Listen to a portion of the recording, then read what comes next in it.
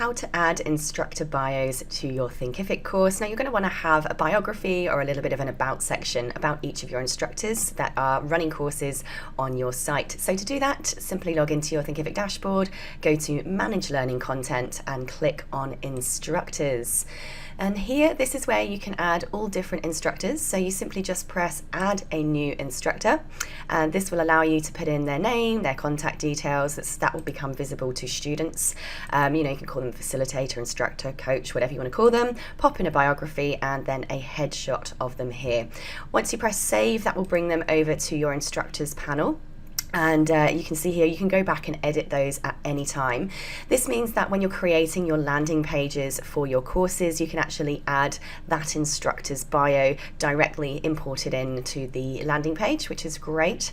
Now, what I do when you see here, we've got a couple of courses where I'm co-teaching with somebody else. So if you're co-teaching with somebody else, how I do this is I simply go to New Instructor, but I'll just show you what this looks like, and pop in Sarah Cordiner and then the second person's name in the last name box.